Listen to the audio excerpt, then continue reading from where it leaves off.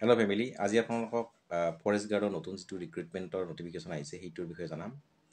ইয়াত বহুতো পোষ্ট ওলাইছে। ইয়াৰ চেলাৰী হ'ব 35,000+, অৰ্থাৎ 35,000 ওপৰত হ'ব চেলাৰী। যদি আপোনাৰ চেনেলটো আজি প্ৰথমবাৰৰ বাবে চাই আছে তেনেহ'লে চেনেলটো ছাবস্ক্ৰাইব কৰিবলৈ নাপাহৰিব। লগতে আমাৰ এটা হোৱাটছআপ গ্ৰুপ আছে, এই হোৱাটছআপ গ্ৰুপত আপোনালোকে জইন হৈ ল'ব। লিংক মই ইয়াৰ ডেছক্ৰিপশ্যনত দি দিম।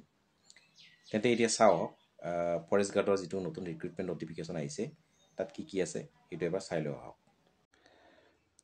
ফৰেষ্ট গাৰ্ডৰ নতুন recruitment 2025।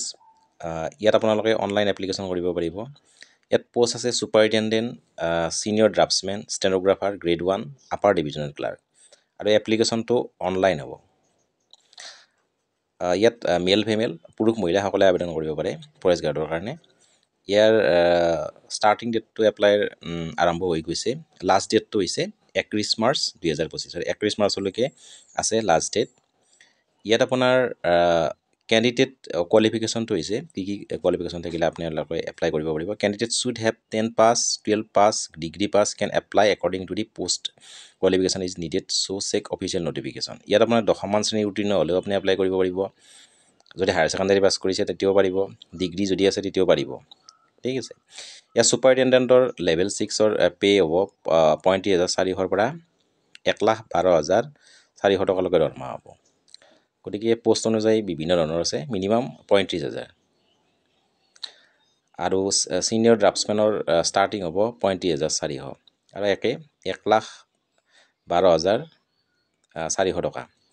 Stenographer grade 1, upper divisional clerk এনেধৰণৰ আছে। আপাৰ ডিভিজনেল ক্লাৰ্কৰ দৰমহা হ'ব 25,500 টকা। বাকীবিলাকত 35,000 মিনিমাম। আৰু এজ লিমিটটো 18 বছৰৰ পৰা 56 বছৰ হ'লে আপোনালোকে এপ্লাই কৰিব পাৰিব। 18 বছৰৰ পৰা 56 ইয়াৰ্ছ। গতিকে ইয়াত কোনো ধৰণৰ এক্সাম নহয়, পৰীক্ষা নহয়, আৰু ইয়াত কোনো ধৰণৰ ফিজ দিব নালাগে। OBCও দিব নালাগে, SC STও দিব নালাগে, কোনো ধৰণৰ ফিজ দিব নালাগে, আৰু কোনো ধৰণৰ ইয়াত পৰীক্ষা নহয়। আৰু বয়সটো হ'ব 18 বছৰৰ পৰা 56 বছৰৰ ভিতৰত সকলোৱে আবেদন কৰিব পাৰে।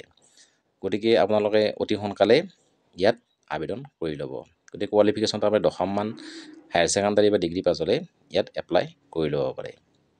আৰু বয়সটো কিনা হ'ব 18 পৰা 56 বছৰ। আৰু ইয়াত কোনো ধৰণৰ পৰীক্ষা নহয়, আৰু এক্সাম ফিজটো দিবই নালাগে। গতিকে সকলোৱে আপোনালোকে ইয়াত এপ্লাই কৰি ল'ব। আহিলোঁ ইমানে, ধন্যবাদ।